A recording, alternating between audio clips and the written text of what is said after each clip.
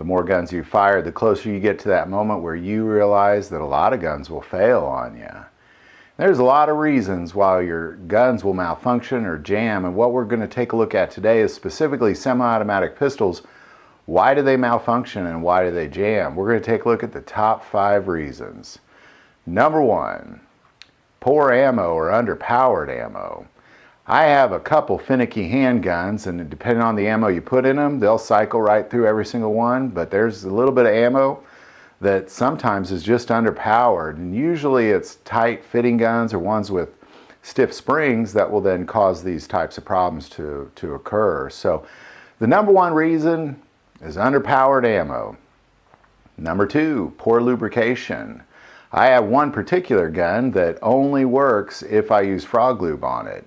Now it'll work, but I guarantee you it won't jam if you have frog lube on it.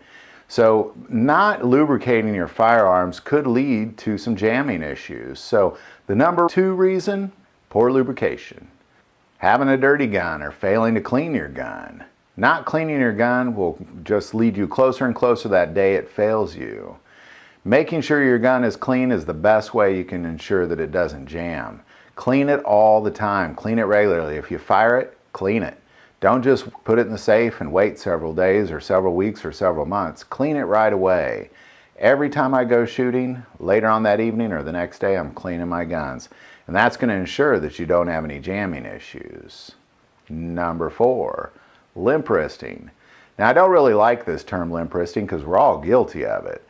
Sometimes we're just not really paying attention to how stiff we're holding our arms as we fire it. What they're referring to limp wristing is your wrist isn't tightened up, so your forearm and your hands will just kind of loosen up as the gun fires, which then causes it to not be able to allow the slide to go all the way back and then all the way forward correctly. Limp wristing your gun will often lead to malfunctions and jamming issues as well. And finally, number 5, manufacturing defects or just something's wrong with your gun. This is the most common reason of them all.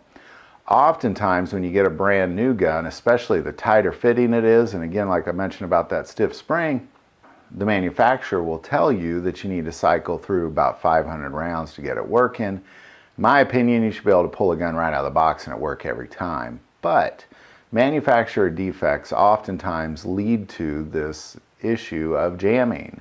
Now I don't just mean manufacturing defects, I'm also referring to just something's wrong with your gun. And it could be as simple as feeding issue, stovepipes, magazine issues, extractor issues. There's so many things that can go wrong with your gun that if you're having jamming issues and you're definitely lubricating it, cleaning it, you got some high-powered ammo, and you're not limp wristing it, then it's definitely going to be a defect in your gun and you need to send it back to the manufacturer or head off to your local gun repairman and have it fixed. So there you go. There's the top 5 reasons that your gun will jam on you. I know there's probably some other ones out there, but I think these are definitely the 5 most common ones that I've seen out, in my personal opinion. I've had all 5 of these things go wrong, so I know it's pretty common. If it's common for me, I'm sure it's common for you as well. If you like this video, click like and subscribe.